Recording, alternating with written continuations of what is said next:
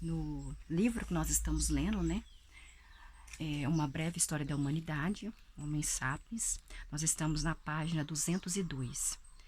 É para o seu próprio bem.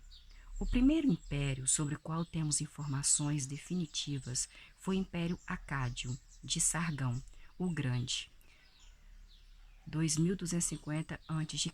Sargão começou sua carreira como rei de Kish, uma pequena cidade-estado na Mesopotâmia. Em poucas décadas, Acádio conseguiu conquistar não só todas as outras cidades-estado mesopotâmias, como também grandes territórios fora do centro da Mesopotâmia. Sargão se gabava de ter conquistado o mundo inteiro. Na realidade, seu domínio ia do Golfo Pérsico ao Mediterrâneo e incluía grande parte do território que hoje corresponde ao Iraque e à Síria, além de algumas partes do Irã e da Turquia. O Império Acádio não durou muito depois da morte de seu fundador, mas Sargão deixou para trás um trono disputado com frequência. Durante aos 17 séculos seguintes, reis assírios, reis babilônios, reis hititas adotaram Sargão como modelo, ostentando que eles também haviam conquistado o mundo inteiro. Depois, por volta de 550 a.C., Ciro, o Grande, rei da Pérsia, viria a se vangloriar de algo ainda mais impressionante. Os reis da Síria sempre continuaram sendo os reis da Síria, mesmo quando afirmavam governar o mundo inteiro. Era óbvio que o faziam para enaltecer a Síria e não sentiam remorso algum por isso. Ciro, por outro lado, não só afirmava governar o mundo inteiro, como também alegava fazer isso em nome de todos os povos. Estamos conquistando vocês pelo seu próprio bem, diziam os persas. Ciro queria que os povos conquistados o amassem e considerassem-o fortunados por serem vassalos da Pérsia. O exemplo mais famoso das tentativas inovadoras de Ciro de conquistar a aprovação de uma nação dominada por seu império foi a ordem de que os judeus exilados na Babilônia tivessem permissão para retornar à sua terra natal e reconstruir seu templo. Ele, inclusive, lhe ofereceu aos judeus um auxílio financeiro. Ciro não se via como um rei persa que governava os judeus. Ele era também o rei dos judeus e, portanto, responsável por seu bem-estar. A presunção de governar o mundo inteiro para o bem de todos os seus habitantes é impressionante. A evolução fez o Homo sapiens, assim como outros mamíferos sociais, uma criatura xenofóbica. Os sapiens dividem a humanidade instintivamente em duas partes, nós e eles. Nós somos pessoas como você e eu, que partilhamos a mesma língua, a mesma religião e os mesmos costumes. Nós somos todos responsáveis uns pelos outros, mas não por eles. Nós somos sempre distintos deles e não devemos nada a eles. Nós não queremos ver nenhum deles em nossos territórios e não nos importamos nem um pouco com o que acontece no território deles. Eles mal são humanos. Na língua dos Dinkas do Sudão, Dinka significa simplesmente pessoas. Pessoas que não são Dinkas não são pessoas. Os piores inimigos dos Dinkas são os Nuers. Nuers. O que a palavra Nuer significa na língua Nuer significa pessoas legítimas. As milhares de quilômetros do deserto do Sudão, nas terras geladas do Alasca e no nordeste da Sibéria, vivem os Yupikis. Yupikis. O que é Yupik? Yupik significa na língua deles, significa pessoas reais. Em contraste com a exclusividade étnica, a ideologia imperial de Ciro em diante tendia a ser exclusiva e universal, embora frequentemente tenha enfatizado diferenças raciais e culturais entre dominadores e dominados. Ainda assim, reconhecera a unidade fundamental do mundo inteiro e a existência de um único conjunto de princípios governando todos os lugares e todas as épocas, e as responsabilidades mútuas de todos os seres humanos. A humanidade é vista como uma grande família. Os privilégios dos pais andam de mãos dadas com a responsabilidade pelo bem-estar dos filhos. Em nossa visão imperial, passou de Ciro e dos persas para Alexandre Magno, e de Alexandre Magno para reis helenísticos, imperadores romanos, califas muçulmanos, dinastistas indianos, e mais tarde até mesmo primeiro-ministros soviéticos e presidentes norte-americanos. Essa visão imperial benevolente justificou a existência de impérios e refutou não só as tentativas de revolta dos povos dominados, como também as tentativas dos povos independentes de resistir à expansão imperial. Visões imperiais similares se desenvolveram independentemente do modelo persa em outras partes do mundo, em particular na América Central, na região andiana e na China. Segundo a tradicional teoria política chinesa, o céu Tian é a fonte de toda autoridade legítima da Terra. O céu escolhe a pessoa ou família mais merecedora, ele te concede o mandato do céu. Essa pessoa ou família, então, governa tudo sob o céu, Tianxia, em benefício de todos os seus habitantes. Assim, uma autoridade legítima é, por definição, universal. Se um governante não tem o mandato do céu, então lhe falta legitimidade para governar até mesmo uma única cidade. Se um governante tem um mandato, ele é obrigado a disseminar justiça e harmonia pelo mundo todo. O mandato do céu não podia ser concedido a vários candidatos ao mesmo tempo, e, por conseguinte, não se podia legitimar a existência de mais de um Estado independente. O primeiro imperador da China unificada, Qin Shi Huangdi, se vangloriava de que em todas as 6 direções do universo, tudo pertence ao imperador. Onde quer que exista uma pegada humana, há alguém que se tornou súdito do imperador. Sua bondade chega até mesmo aos bois e cavalos. Não há ninguém que não se beneficie da bondade dele. Todos os homens estão em segurança sob o teto do imperador. Daí em diante, no pensamento político chinês, assim como na memória histórica chinesa, os períodos imperiais foram vistos como eras de ouro da ordem e da justiça, em contradição com a visão do mundo ocidental moderno de que o mundo justo é composto por estados-nação distintos. Na China, os períodos de fragmentação política eram vistos como eras obscuras de caos e injustiça.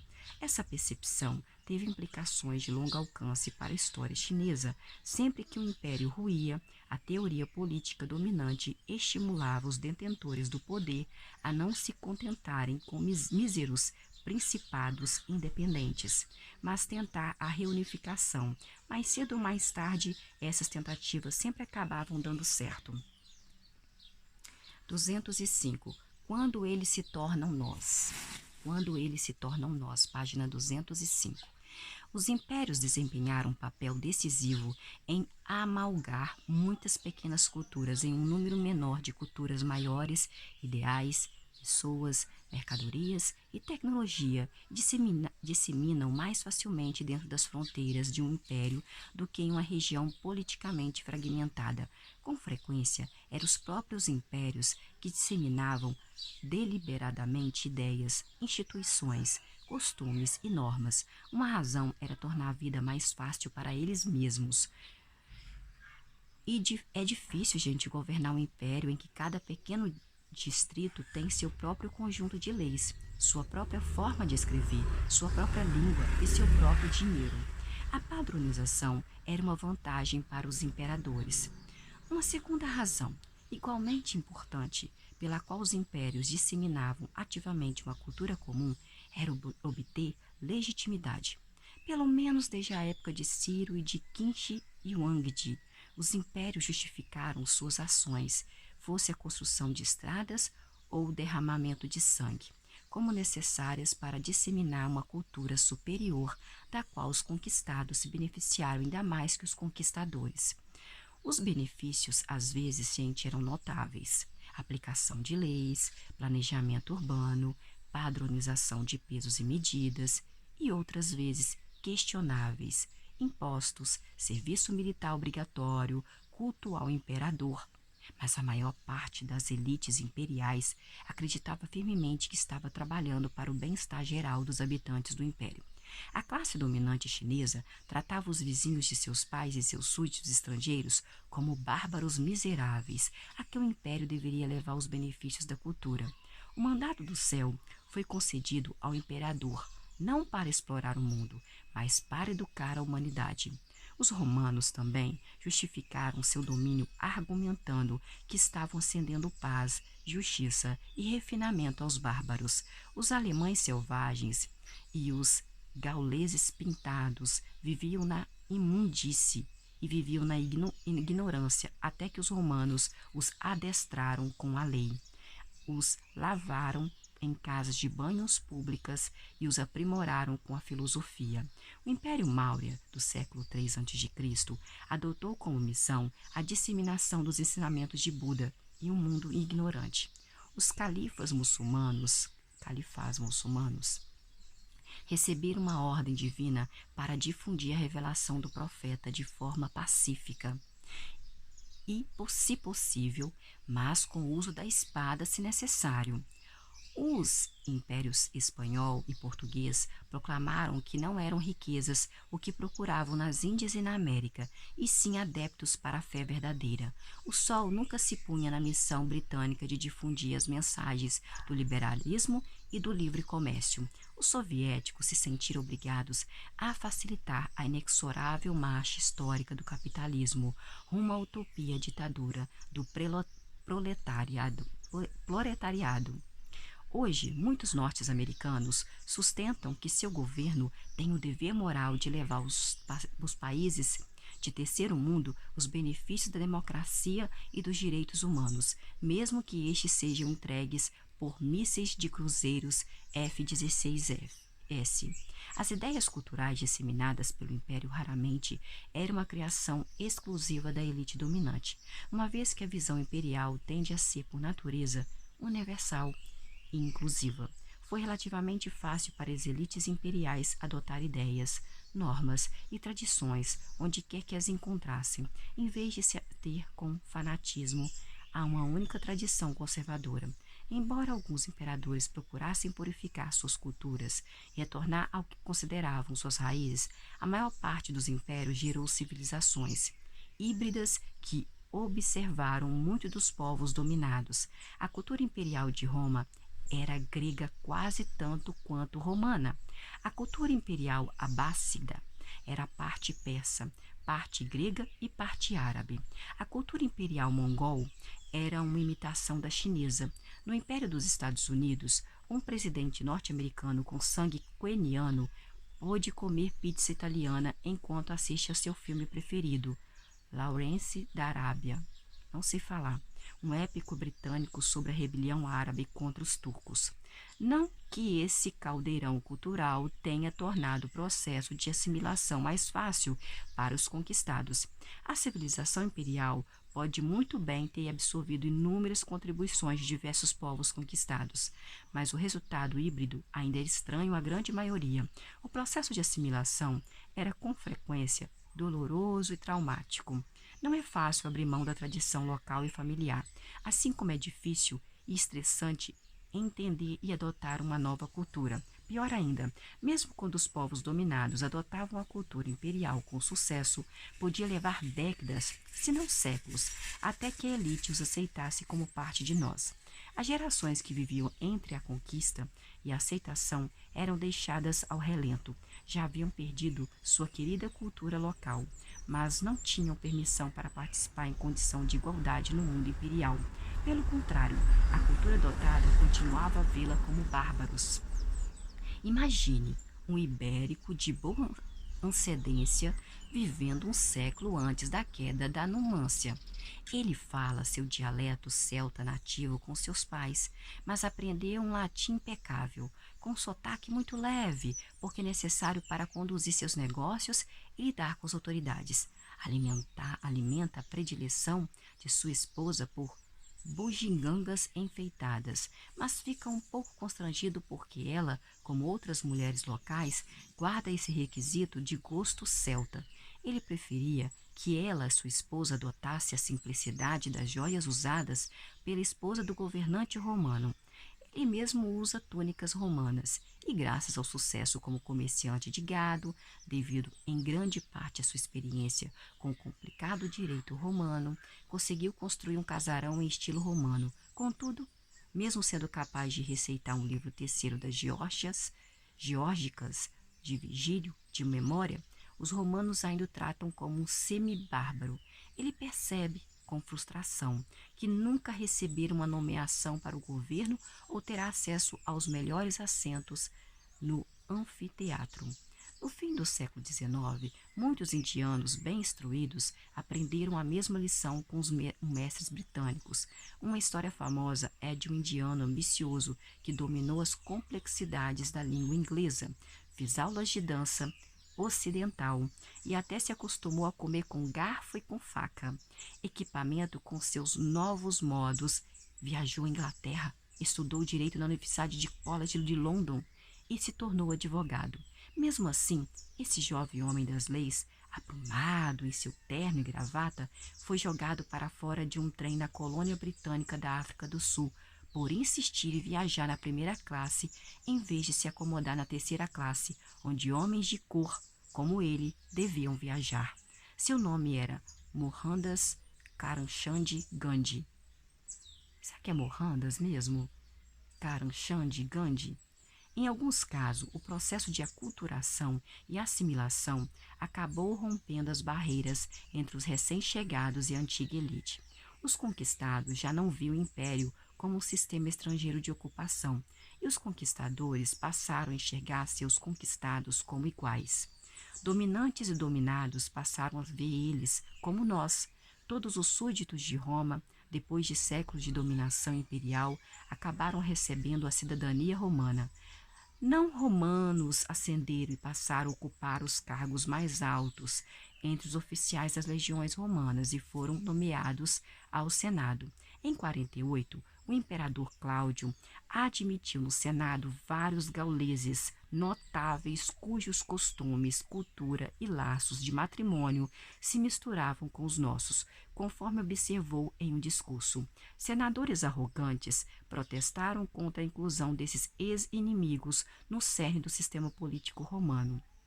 Cláudio os recordou de uma verdade inconveniente. A maioria das famílias senatoriais descendia de tribos italianas que um dia lutaram contra Roma e mais tarde obtiveram cidadania romana. Na verdade, conforme recordou o imperador, sua própria família era de ascendência sabina. Durante o século II, Roma foi governada por uma linhagem de imperadores nascidos na Península Ibérica, em cujas veias provavelmente corriam pelo menos algumas gotas de sangue ibérico. Os reinados de Trajano, Adriano, Antônio Pio e Marco Aurélio geralmente são considerados a era de ouro do Império. Depois disso, todas as barreiras étnicas foram derrubadas. O imperador Lúcio VII Severo, 193-211, de 193 a 211, descendia de uma família púnica da Líbia. Heliogábalo, 218 até 222, ele era sírio. Por isso que esse nome é diferente, né? Heliogábalo. O imperador Felipe foi de 244 até 249, era conhecido informalmente como Felipe o Árabe. Os novos cidadãos do império adotaram a cultura imperial romana com tanto entusiasmo que durante séculos e até milênios, depois que o imperador ruiu, continuaram a falar a língua do império, acreditar no Deus cristão que o império havia adotado de uma de suas províncias levantinas e viver segundo as leis do império. Um processo similar ocorreu no Império Árabe, quando foi estabelecido em meados do século VII. Era baseado em uma nítida divisão entre a elite dominante árabe e muçulmana e os subjugados egípcios, sírios, os iranianos e os berberes, que não eram nem árabes e nem muçulmanos. Muitos dos súditos dos impérios adotaram gradualmente a fé muçulmana, a língua árabe e uma cultura imperial híbrida. A antiga elite árabe via esses arrivistas com profunda hostilidade, temendo poder, seu status e identidade singulares. Os convertidos frustrados clamavam por uma parte equivalente no Império e no mundo islâmico. Com o tempo, eles conseguiram. Egípcios, sírios e mesopotâmios começaram a ser cada vez mais vistos como árabes. Os árabes, por sua vez, fossem os árabes autênticos da Arábia ou os recém-cunhados do Egito e da Síria, passaram a ser cada vez mais dominados por muçulmanos não árabes, em particular iranianos, turcos e berberes. O grande sucesso do projeto imperial árabe foi que a cultura imperial que criou foi adotada entusiasticamente por inúmeros povos não árabes, que continuaram a preservá-la, desenvolvê-la e disseminá-la, mesmo depois que o império original ruiu e os árabes, como grupo étnico, perderam seu domínio. Na China, o sucesso do projeto imperial foi ainda mais absoluto. Por mais de 2000 anos, uma série de grupos étnicos e culturas primeiramente consideradas bárbaros foram integrados com sucesso à cultura imperial chinesa e se tornaram chineses Han. Assim, denominados devido ao Império Han, que governou a China 206 a.C. a 220. A maior conquista do Império Chinês é a continuar firme e forte. Apesar de ser difícil enxergá-lo como império, exceto em áreas remotas, como o Tibete e Xinjiang, mais de 90% da população da China se considera Han e é reconhecida como tal. Podemos entender o processo de deslocalização das últimas décadas de forma similar. Durante a Era Moderna, os europeus conquistaram grande parte do globo com o propósito de disseminar uma cultura ocidental superior e foram tão bem-sucedidos que, pouco a pouco, bilhões de pessoas começaram a adotar partes significativas dessa cultura. Indianos, africanos, árabes, chineses e maiorias aprenderam francês, aprenderam inglês e espanhol. Começaram a acreditar em direitos humanos e no princípio de autodeterminação e adotaram ideologias ocidentais como liberalismo, capitalismo, comunismo, feminismo e nacionalismo.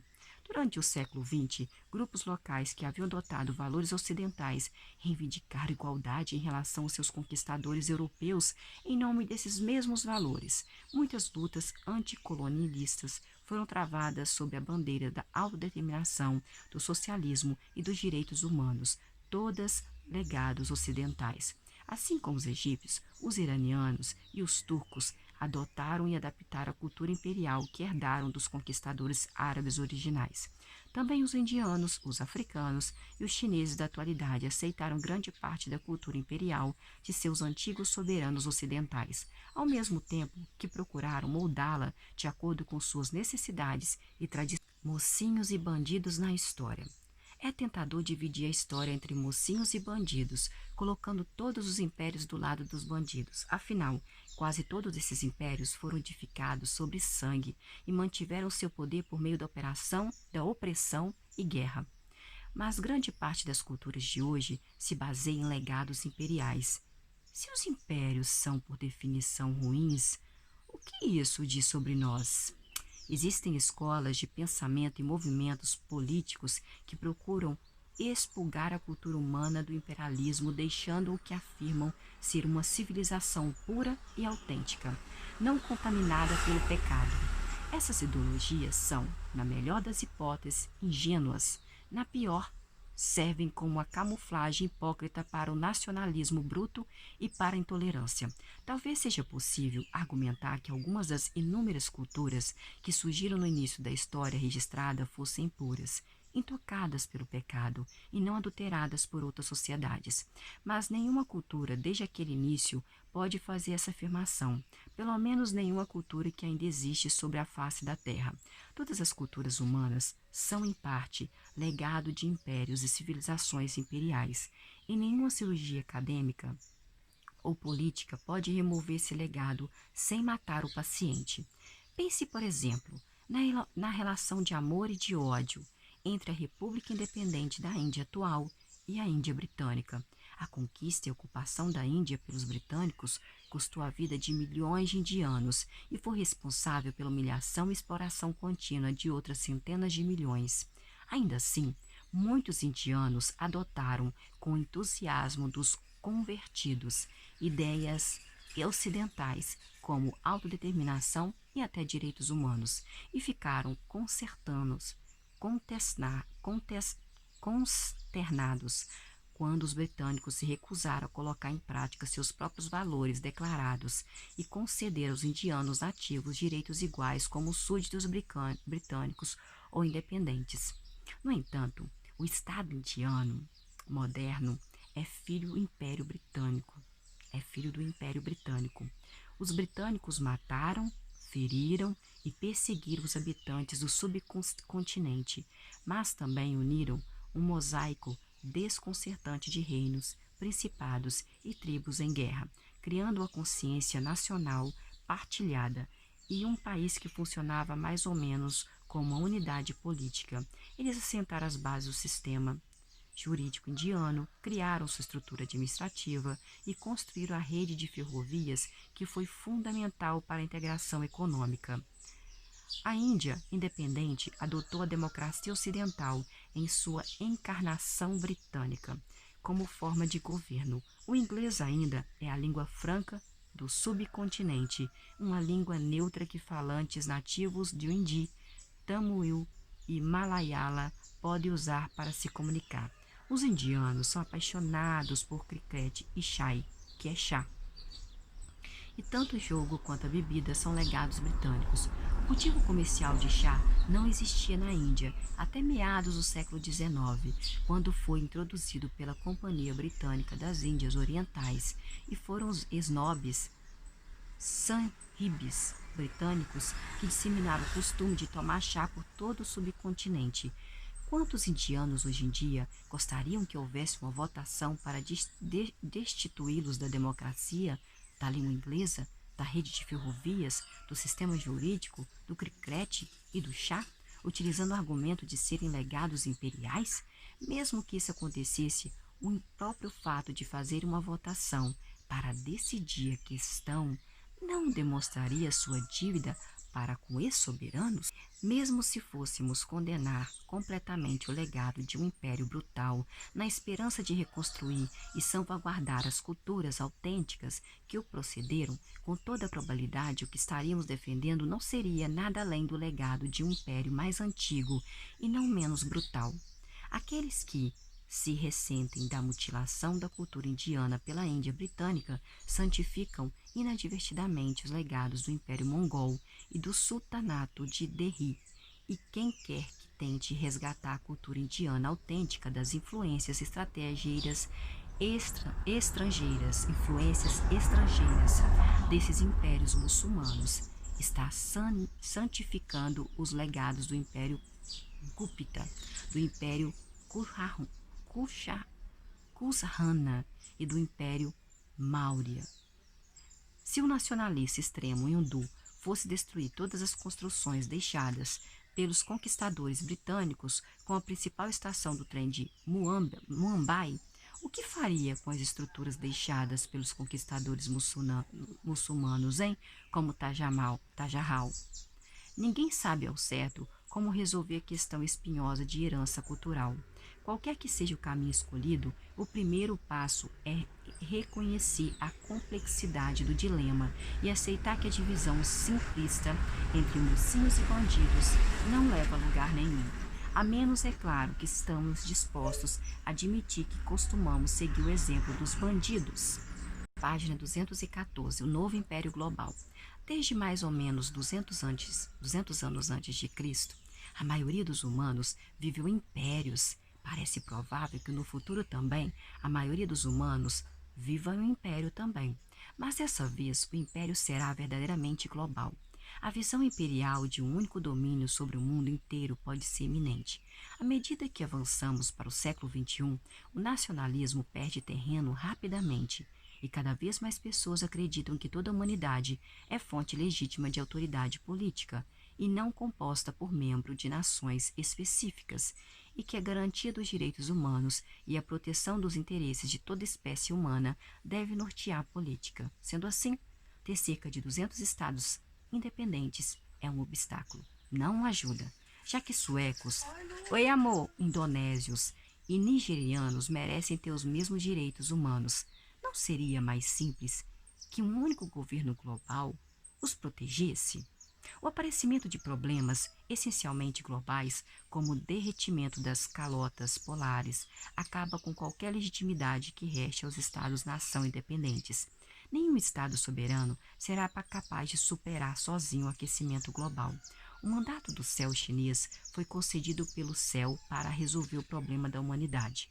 O mandato do céu moderno será concedido pela humanidade para resolver o problema do céu, como o buraco na camada de ozônio e o acúmulo de gases do efeito estufa. A cor do império global pode muito bem ser o verde.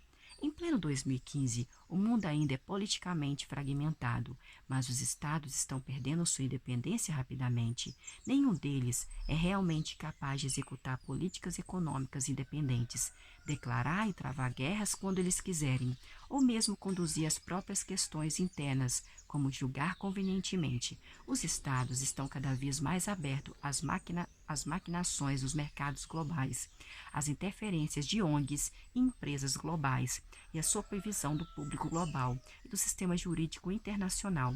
Os estados são obrigados a se adequar aos padrões globais de comportamento financeiro, política ambiental e justiça.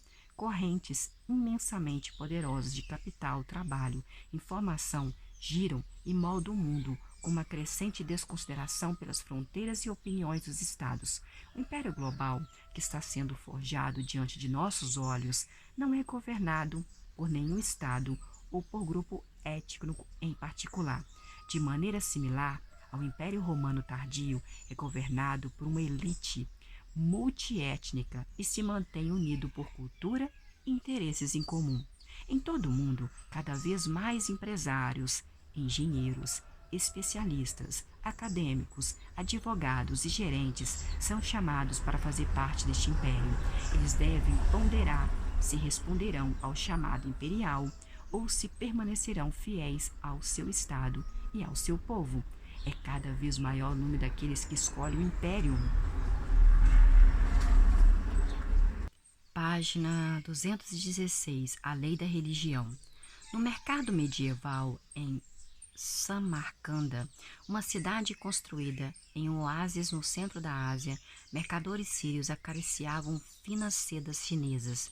Membros de tribos ferozes das estipes exibiam o último lote de escravos de cabelo de palha do extremo oeste. Os lojistas embolsavam moedas de ouro brilhantes gravadas com letras exóticas, imagem de reis pouco familiares. Ali, na época, uma das principais encruzilhadas entre Ocidente e Oriente, Norte e Sul, a unificação da humanidade era um fato cotidiano. O mesmo processo pode ser observado quando o exército de Kublai Khan se reuniu para invadir o Japão em 1281. Cavaleiros mongóis, usando peles de animais, lutavam lado a lado com soldados de infantaria chineses, que usavam chapéus de bambu. Auxiliares coreanos, bêbados, brigavam com marinheiros tatuados do Mar do Sul da China. Engenheiros da Ásia Central ouviam boquiabertos as histórias fantásticas das aventuras europeias e todos obedeciam ao comando de um único imperador. Enquanto isso, em volta da Caaba sagrada em Meca, a unificação humana acontecia por outros meios. Se você fosse um peregrino em Meca, circundando o santuário mais sagrado do Islã, no ano de 1300, possivelmente se veria na companhia de um grupo da Mesopotâmia, com suas túnicas flutuando ao vento, os olhos brilhando em êxtase e a boca repetindo um pós outro os 99 nomes de Deus. Logo à frente, você poderia ver um patriarca turco castigado pelo clima das estepes asiáticas, andando pesadamente com um cajado e acariciando a barba de modo pensativo. De um lado, com joias de ouro reluzindo sob a pele cor de azeviche. Poderia haver um grupo de muçulmanos do reino africano de Mali. O aroma de cravo, cúrcuma, cardamomo e sal marinho teria sinalizado a presença de irmãos da Índia, ou talvez das misteriosas ilhas de especiarias mais ao leste. Hoje a religião é muitas vezes considerada uma fonte de discriminação, desavença e desunião. Mas, na verdade, a religião foi o terceiro maior unificador da humanidade, junto com o dinheiro e os impérios. Uma vez que todas as hierarquias e ordens sociais são imaginadas, elas são todas frágeis, e quanto maior a sociedade, mais frágil ela é. O papel histórico crucial da religião foi dar legitimidade sobre-humana a essas estruturas frágeis. As religiões afirmam que nossas leis não são resultado de capricho humano, e sim determinadas por uma autoridade suprema e absoluta. Isso ajuda a tornar inquestionáveis pelo menos algumas leis fundamentais, garantindo desse modo a estabilidade social. A religião pode ser definida, portanto, como um sistema de normas e valores humanos que se baseiam na crença em uma ordem sobre-humana. Isso envolve dois critérios distintos. Primeiro, a religião postula a existência de uma ordem sobre-humana, que não é produto de caprichos ou acordos humanos. O futebol profissional não é uma religião, porque, apesar de suas muitas leis, cerimônias e com frequências rituais estranhos, todos sabemos que os próprios seres humanos inventaram o futebol. E a FIFA pode, a qualquer momento, aumentar o tamanho da goleira ou anular a regra do impedimento. Segundo, com base nessa ordem sobre-humana, a religião estabelece normas e valores que considera obrigatórios. Hoje, muitos ocidentais acreditam em fantasmas, fadas e reencarnação, mas essas crenças não dão origem a padrões morais e de comportamento. Sendo assim, não constituem uma religião.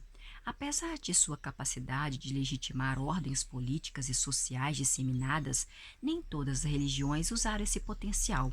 A fim de unir sob sua égide uma grande extensão de território habitado por grupos diferentes de seres humanos, uma religião precisa ter outras duas qualidades. Em primeiro lugar, precisa sustentar uma ordem sobre-humana abrangente que seja verdadeira sempre e em toda parte.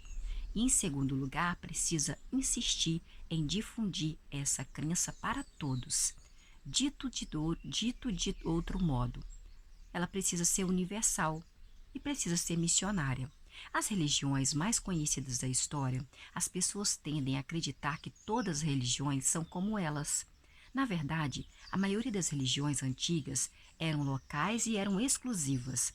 Seus seguidores acreditavam em espíritos e deidades locais, e não tinham interesse algum em converter toda a raça humana.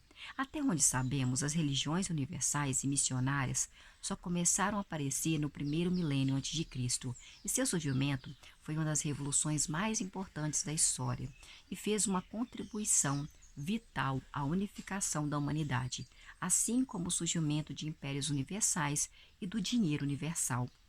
Página 217, Silenciando os Inocentes. Olha aquele filme, Silêncio dos Inocentes.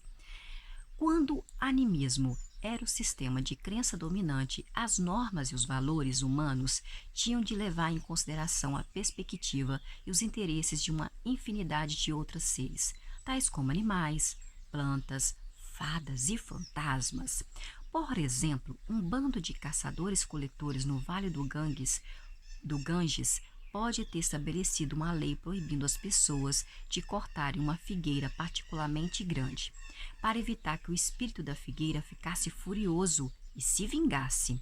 Outro bando de caçadores-coletores, vivendo no Vale do Hindu, pode ter proibido as pessoas de caçar raposas de cauda branca, porque uma raposa de cauda branca certa vez revelou uma velha sábia onde o bando poderia encontrar obsidiana preciosa. Tais religiões tendiam a ter uma perspectiva muito local e enfatizar as características singulares de lugares, de climas e fenômenos específicos.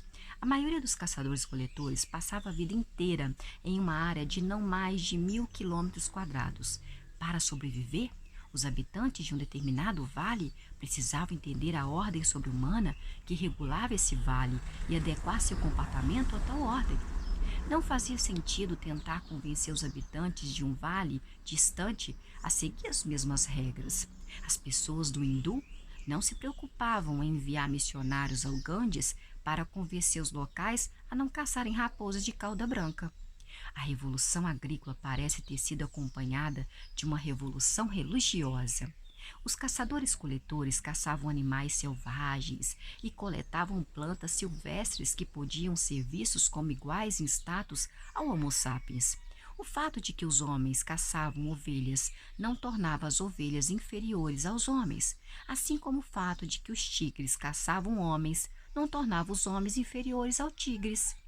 Os seres se comunicavam diretamente uns com os outros e negociavam as regras que governavam o habitat por eles partilhado. Já os agricultores possuíam e manipulavam plantas e animais e dificilmente se rebaixavam a negociar suas posses. Portanto, o primeiro efeito religioso da Revolução Agrícola foi transformar as plantas e os animais de membros iguais de uma mesa redonda espiritual em propriedade. Isso, no entanto, criou um grande problema, gente. Os agricultores podem ter desejado o controle absoluto de suas ovelhas, mas sabiam perfeitamente bem que seu controle era limitado. Eles podiam trancar as ovelhas em currais, castrar as ovelhas e castrar os carneiros e criar ovelhas seletivamente, mas não tinham como garantir que as ovelhas conceberiam e dariam à luz cordeiros saudáveis. Tampouco tinham como evitar a erupção de epidemias mortais. Como então proteger a fecundidade dos bandos, hein? Uma teoria bastante aceita sobre a origem dos deuses afirma que estes ganharam importância porque ofereciam uma solução para tal problema. Deuses como a deusa da fertilidade, o deus do céu, o deus da medicina, se tornaram protagonistas quando plantas e animais perderam sua capacidade de falar. E a principal função dos deuses era fazer a mediação entre os humanos e as plantas e os animais calados.